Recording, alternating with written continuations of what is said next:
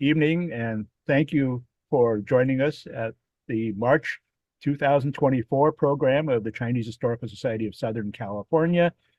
We're coming close to 50 years now of doing this, and we're pleased that you're able to join us and to contribute to the conversation about the history of Chinese in America.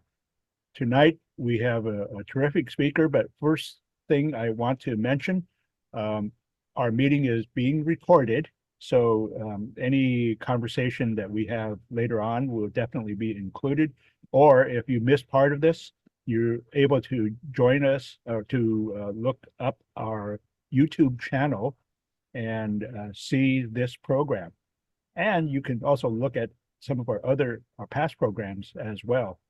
But uh, like I'm sure many of you, I like to hang on to every word, and I sometimes go back and re-listen to our speakers because there's just so much good information that we hear. Anyway, let me get started right away. I don't have any announcements. A little bit later, Susan Dixon, our past president, will share some of our upcoming programs. But for tonight, let's get right into our discussion with our speaker. As you may have seen from the program announcements, our speaker is Soo-Yin Jue. She's a second generation Chinese American who grew up on an asparagus ranch. Not everyone knows how deeply involved Chinese were in asparagus ranching. And so we're looking forward to learning a little bit more about this. And where they did their asparagus growing was right here in Southern California in Van Nuys in the San Fernando Valley, where workers from a multitude of backgrounds worked. So growing up in this rich multicultural environment, she developed a keen interest in the history of Chinese in America, and also is able to share a perspective on the transnational history of not only her family, but also the other communities that she worked with. She's a retired human resources professional. Soo-Yin has been a guest lecturer at museums and at schools where she has shared her family's rich history. Some of us have known a few of her family members, and we're looking forward to learning more about them. So, Soo-Yin, may I turn the mic over to you? Thank you for this opportunity to tell you my family's story. My name is Soo-Yin Jue, and I'm a second generation Chinese American. This is the story of Joe and his family on an asparagus ranch in Van Nuys in the San Fernando Valley, which is now called Lake Balboa. In the front row are his two American-born daughters. From left to right, Dorothy, who was born in 1921, and her older sister Corinne, who was born in 1919. In the second row is Joe the patriarch, who immigrated to America in 1874, and his wife Liang Shi, who immigrated to Los Angeles in 1918 with their two sons in the back row. San Yu, the oldest, was 15 years old at the time of immigration, and his youngest brother, San Tong, was 13 years old in 1918, and San Tong is my father. In 1856, Zhou was born in Samgong village in the Pearl River Delta of Guangdong province, very near Macau and Hong Kong. The village is also called Sanjiang in Mandarin, but I use Cantonese because that's the dialect that I grew up in. Well, this was the last stand for the Song dynasty against Kublai Khan's Mongolian forces conquering China. So the Song dynasty established the well-field system in the village, in which 8 families, for example, could farm private plots of land, but the central 9th plot was public domain. No family could own it, but it was farmed by everyone in the village, all the families, for the benefit of the whole. At the same token, the clan ownership of property followed the same principle, and this established a collective consciousness for the villagers in Samgong. By the time Zhuzhou was in his teenage years, the Qing dynasty was in its decline, and uprose a lot of rebellions and wars and fighting in the area. Families lost their crops and even their property. And for Zhuzhou's family, so poor they lived in a chicken coop, they lost their crop. So in order to survive, Zhuzhou sailed to America to grow his dream in America in order to support his family in China. In 1874, at the age of 17, Zhuzhou sailed on the SS Japan, on which he worked as a cabin boy for first-class passengers. And this was his introduction to Western culture for the first time. The SS Japan was a large wooden side-wheel steamer commissioned by President Abraham Lincoln 6 weeks before his assassination. The ship was now owned by the Pacific Mail Steamship Company, and it docked Zhuzhou at China Basin, which is right next to today's Oracle Ballpark.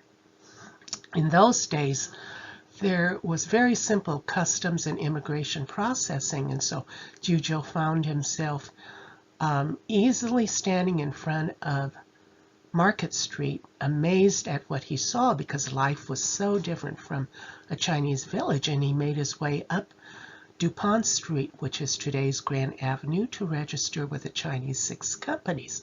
Now, the Chinese Six Companies is a consolidated benevolent association made up of merchants in Chinatown who came from specific districts in the Pearl River Delta, and they helped newcomers who arrived from their specific districts. They helped them to settle and find housing, jobs, help them with legal issues, and if a person died in America, the Six Companies was very instrumental in transporting the deceased back to their respective villages for proper burial. So the Guangzhou Sunhui district helped Zhuzhou find a job in Napa Valley. And he worked in the vineyards of Marysville and St. Helena. And in those days, it was backbreaking work because the vines grew on the ground. They didn't yet have sticks where it made harvesting so much easier. However, anti-Asian sentiment grew very physical and very vitriol against the Chinese, and they were chased out of Napa Valley. So Zhuzhou went to Oakland's railroad yards to look for work, and he found a job with the Southern Pacific Railroad working on the San Luis Obispo line that connected Northern California to Los Angeles. Now, the line was very much needed because the Butterfield stagecoach could not handle the steep cliffs of Ventura, and when the stagecoach reached that point, it had to drive its team down into the surf along the beach to make it down to LA. So the line was very much needed, but Zhuzhou found out that he had to register with the Hall of Records in San Francisco as an alien for the first time. 4 months prior to the passing of the first Chinese exclusion laws, Zhuzhou wanted to become an American citizen, so he returned to the Six Companies and asked the elders for advice on how to become an American citizen. But at the time, the anti-Chinese sentiment grew even stronger, and there were daily lynchings of Chinese and burning of Chinese camps and beatings of Chinese on the sidewalks.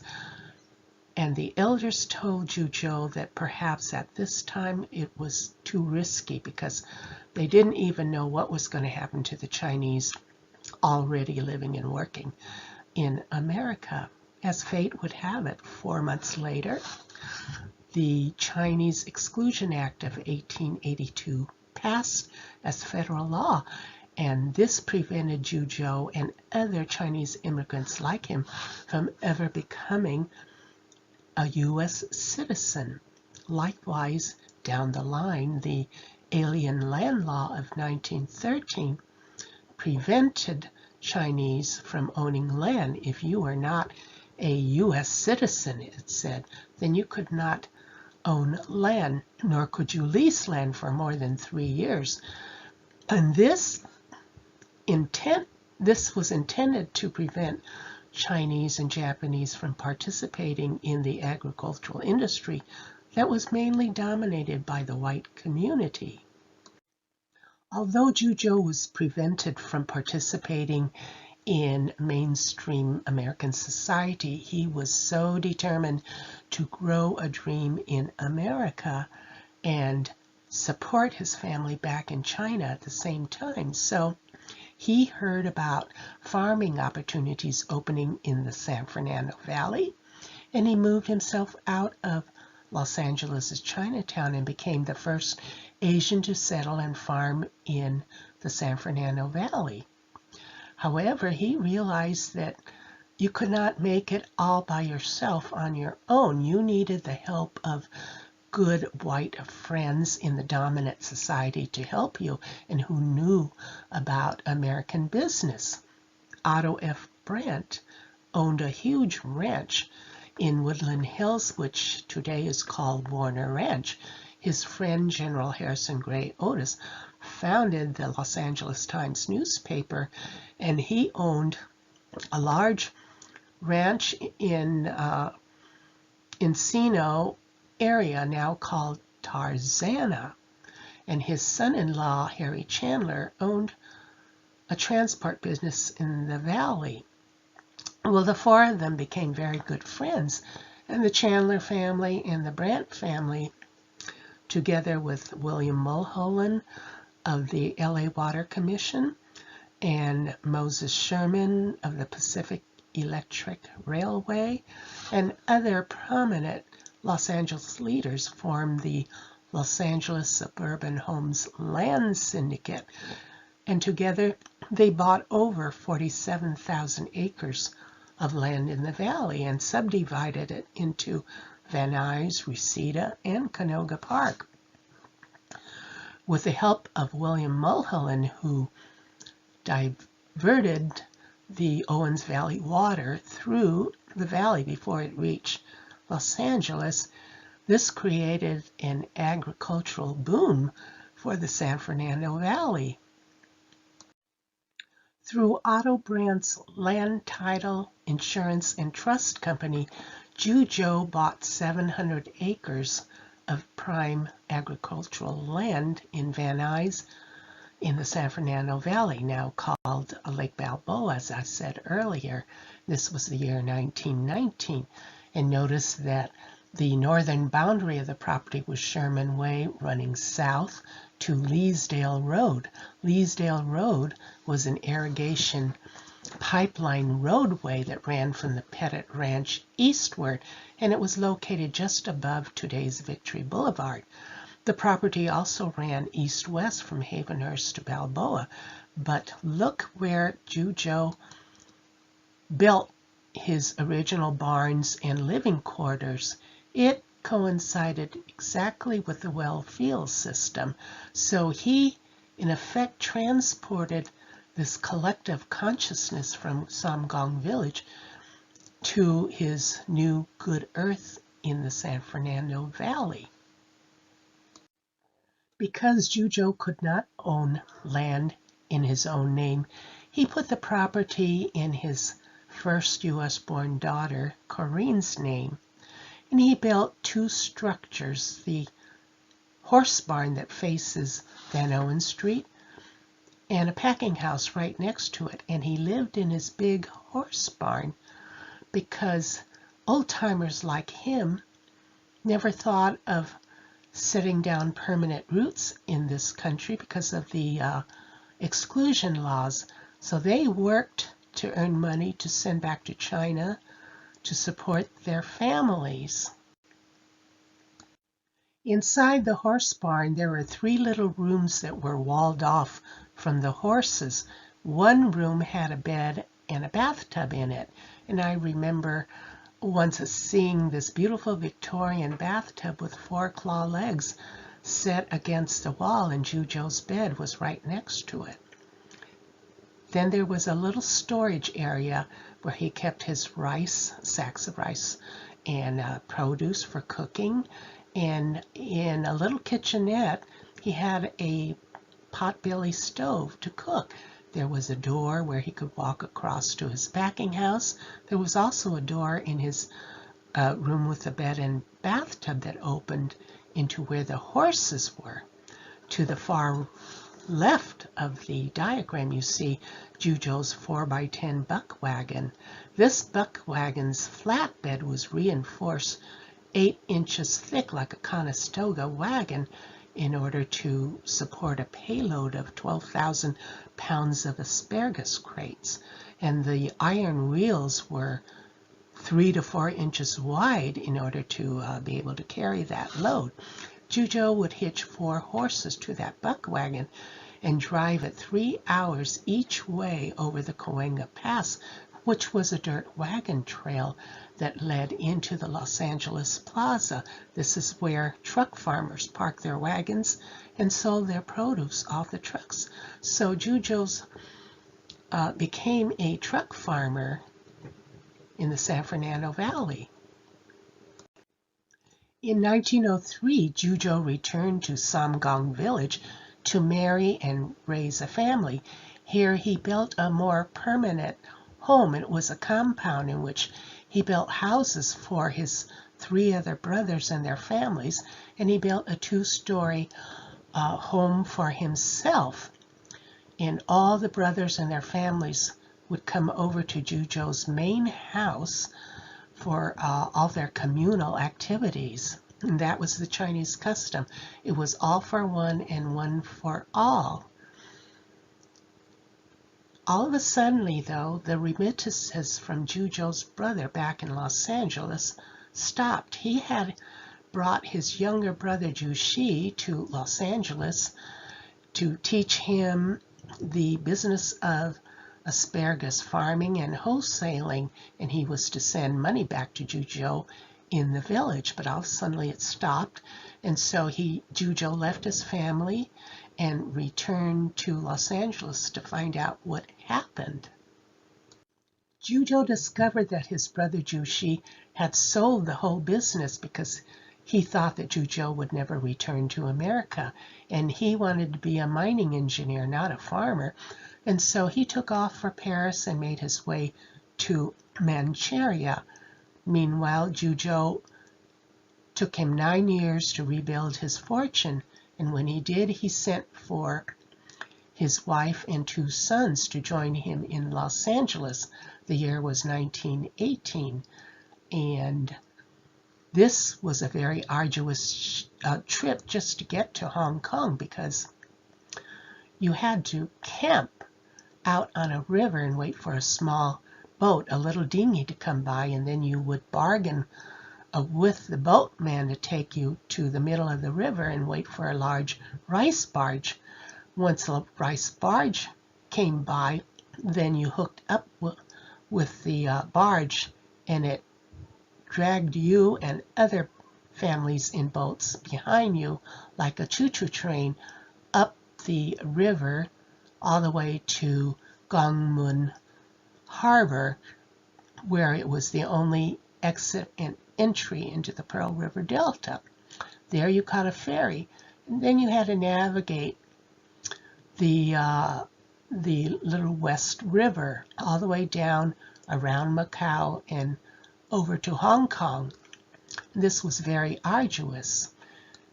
By then, San Yu was 15 years old, as I said earlier, and San Tong was already 13 years old, and Liang Shi was 34 years old. By 1920, Juzhou built a cottage for his wife and children to move them from Los Angeles' Chinatown to join him on the ranch.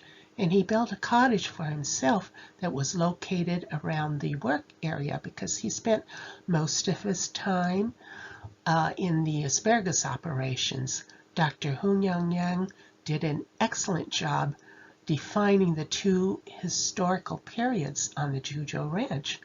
The gray area was in Juzhou's time from 1919 to 1944, although he did die in 1941.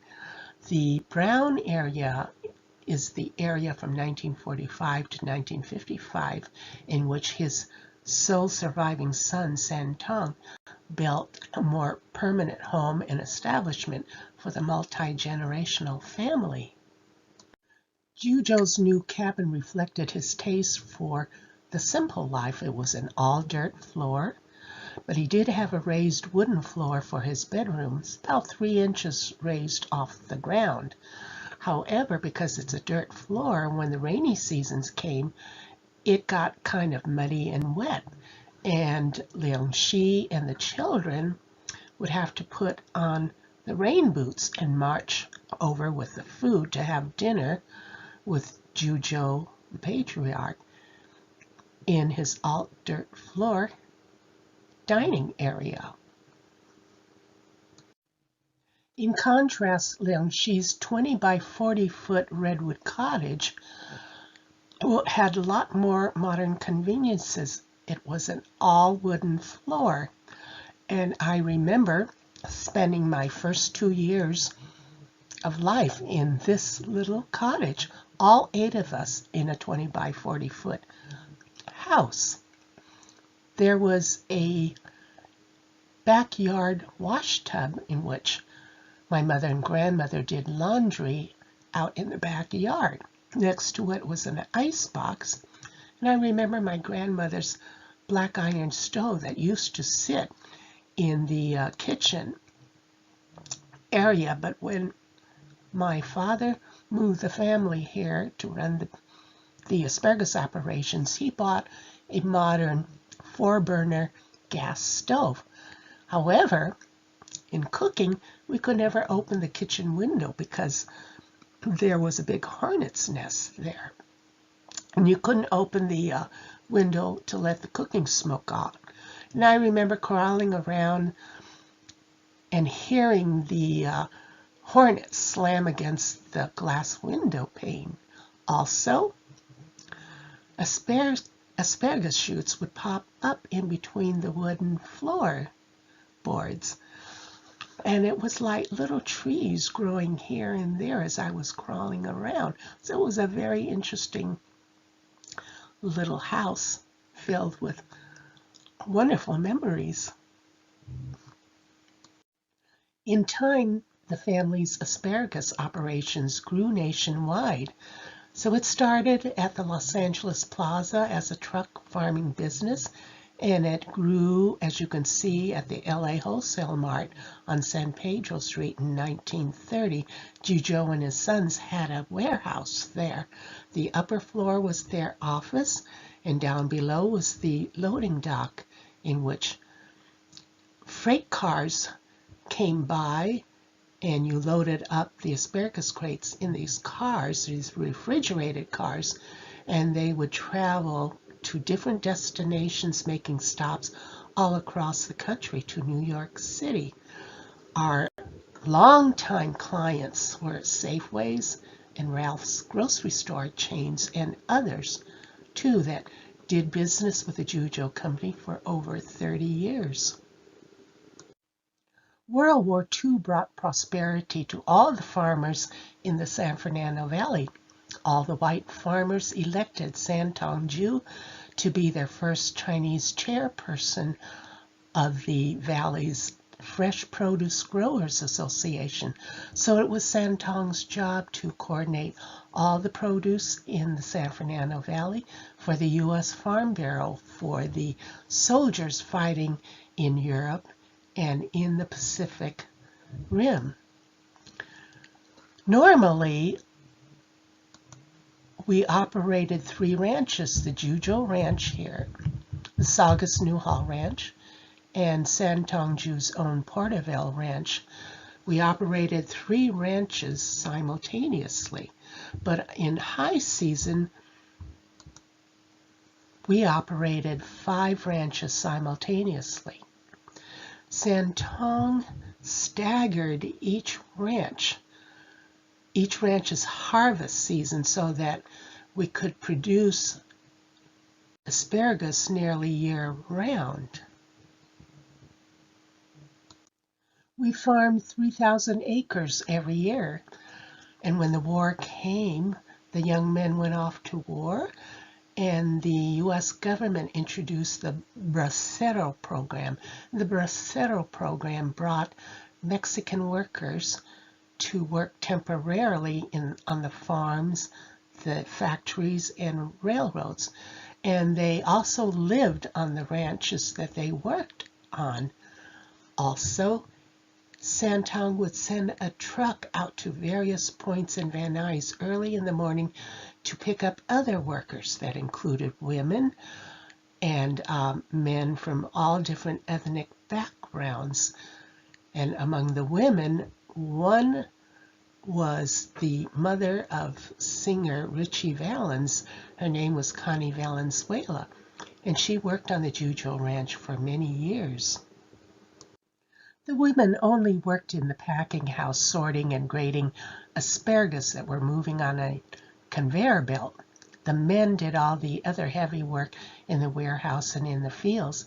Notice in the upper part of this photograph tall fruit and nut trees around the work areas. It not only provided shade for the workers, but it provided a source of food and snacks for the workers, because in those days the farms in the valley were very large and you didn't see grocery stores and cafes in a whole lot of places. So this provided extra food for the workers to add to their lunches. In the foreground, in 1945, Santong built a multi-generational homestead, and this became the headquarters for the Jue family on 2 continents. In the left foreground, you'll see little vegetable gardens in which my mother and grandmother grew vegetables and herbs to sustain the large extended family in the big homestead. Although the exterior of the big homestead was Western looking, Santong and his architect George Chapman designed together a Chinese symbol for the front door, and the word is Fuk, which means good fortune in Chinese, and in Mandarin it is pronounced Fu.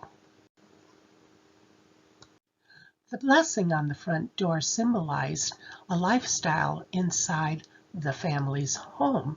It was half Western and half Chinese, and the Chinese influence was most felt at the dinner table because traditional Chinese etiquette in dining observes respect for elders and for each person's rank within the family. For example, the head of the family, in this case Santong, always sat the person with the highest honor to his left, which was my grandmother Liang Shi, and then to his right, the next highest person of honor to his right. So then it worked left, right, all the way down the rank to the mother who sits closest to the kitchen. And if we had an honored guest for dinner to join us, that guest was always flanked by the men in the family to show the person highest respect. Also, the grandmother, the highest honor person, was always served first, and she never served herself. He or she, holding the highest honor, is always served and cared for by family members. Then it is followed by the men who serve themselves on the dishes, from the dishes on the table, followed by the women, and it all goes by rank. In time, there emerged internal struggles about each person's Chinese American identity that involved how you perceived the other person and how you perceived yourself. The Chinese exclusion laws put pressure on the family, but pressure also came from the intergenerational conflicts of value between two different generations. Add to that intra-generational conflicts in which there were changing dynamics of power that affected relationships in the family. In the Chinese view, relationships are key to maintaining a balance between the individual, the family, and the wider community. And the family, jia in Chinese, forms the smallest unit in Chinese society. It is not the individual. So each unit is viewed as a fraction of the whole, like little pieces of puzzle that must fit into the whole. So the objective in Chinese society is to strive for unity. In contrast, the Western view is that all things can be measured, can be separated, and classified. And history is seen as a progression in a linear trajectory from a lower point to a higher point. The individual is viewed as the smallest unit in society, and it is not the family. But there are two ethics of social behavior that are very important in a Chinese family. One of them is li, which means acting with honor and placing others first before yourself. The focus is on personal character and development of self-discipline, meaning that your journey on earth is bigger than yourself because you have a fealty to the greater community around you. The other ethic is ren or zhen in Cantonese, in which a family is based on a deep-rooted idea of fair play, respect, loyalty, and affection among all members. But look what happens when these values are transferred to a new culture in transnational migration and assimilation. The older generation bring values from the old country with them, and they are content to live within those values. Those values and beliefs do not change, and this was true for Juzhou and his wife Liang Shi. The youngest generation assimilate very easily into their host country's culture, values, and language, and this was Corinne and Dorothy. But even among this generation, the speed of assimilation was very different. The middle generation, of which San Tong and his brother San Yu belong to, they suffer because they are the workhorse for their transnational family with its ties in two different countries. So they cannot enjoy the benefits in the new culture. They are caught between two generations with two different values, and they're called upon to mediate their family's inevitable culture clashes. This was San Tongju's fate, who was the surviving son of Juzhou. Each person had different perceptions of the other person's identity. For example, the age difference between Dorothy and her father Juzhou was 65 years apart. So she looked at him in a more of a one-dimensional way, that when he lectured to her, she could not relate to it. She felt that he didn't connect with her reality of the world around her, which was feeling the pressure of conforming to American values. Juzhou, on the other hand, saw his role very multi-dimensional. He was the patriarch of all the branches of his family, so he had to look out for each of them. For example, when his older brother, Nuys, passed away, then his grandnephew, Soo-Yin, was alone in the village. So Juzhou brought Soo-Yin to join him on the Juzhou ranch, but there was a lot of animosity towards Chinese at the time and a lot of problems with the paperwork to land him. And so Zhuzhou went to Chinatown and hired Y.C. Hong, a very prominent immigration attorney who founded New Chinatown and also worked with the Chandler family in developing the Port of Los Angeles. So Y.C. Hong was the first Chinese American to pass the California bar. Also, at the same time that he was representing my cousin Loon, he was invited by the U.S. Supreme Court to be able to argue cases before its tribunal. He was the first Chinese American invited to do so. And you can see then in Chinatown, a network was developing among Chinese Americans to help each other.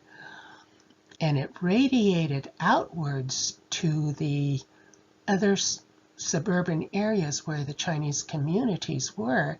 And this relationship building developed to form networks that tied the community together. The Chinese Americans helped each other. The age difference between Santong and his youngest sister, Dorothy, was 16 years apart, so he looked at the relationship with her as a father and daughter would. But in contrast, Dorothy saw herself as an equal to her brother. They were in the same generation, so she felt she was doing him a favor in holding the family lands in her name, and it was not an obligation or duty. She was doing him a favor and that he owed her something. At the same time, each member had different views about their own Chinese American identity. Santong saw his identity as half American and half Chinese. He embraced the American culture, its tastes and values, but when it came to family, he embraced the traditional Chinese family values because he was the patriarch of the family now, and it was his duty, he felt, to preserve and to pass along the traditional Chinese family values to the next generation. Dorothy, on the other hand, saw herself completely immersed in the American culture.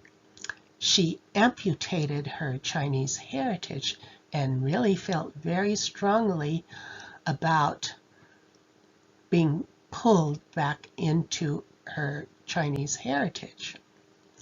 On the other hand, Corinne was kind of caught in the middle. She was a little confused because she was born in America and felt very Americanized. But what is it that you select from your Chinese heritage to keep? And, excuse me, which ones do you discard?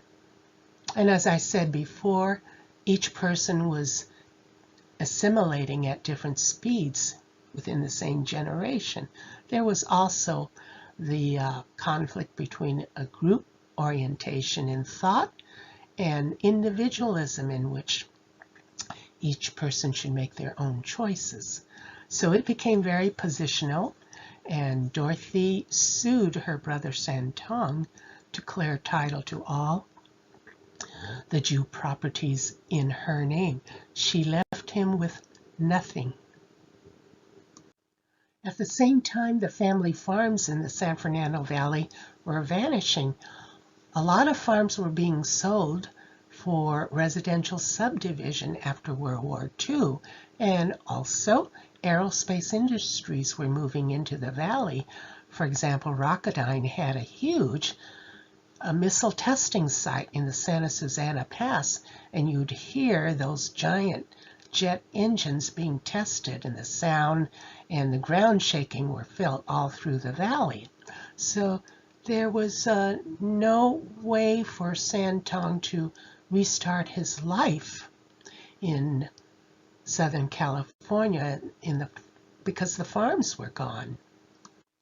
Santong went to Mexico to restart his life and start from scratch, but he maintained transnational ties with Los Angeles.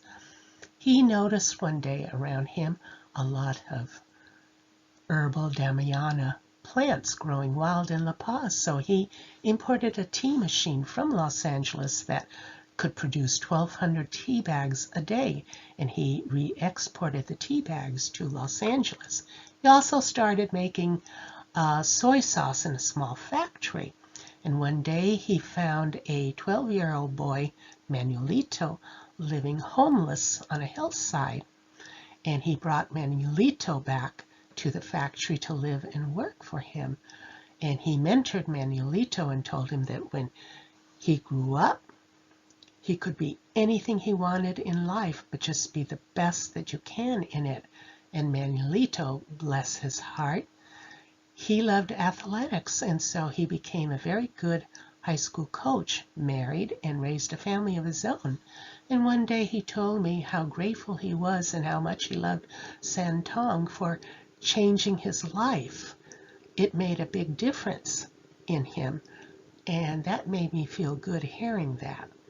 Also, Santong found a niche in sporting events, so he imported pounds and pounds of peanuts from the Los Angeles nut house and processed the peanuts into Chinese five-spice peanuts, and he sold them at movie theaters and sporting events.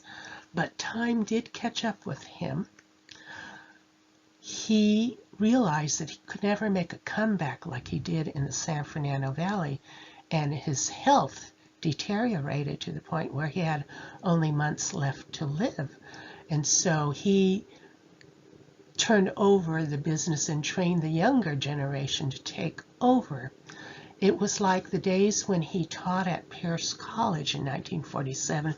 Pierce College opened a new agricultural school in the valley, and Santong loved teaching there, and he loved working with the young people.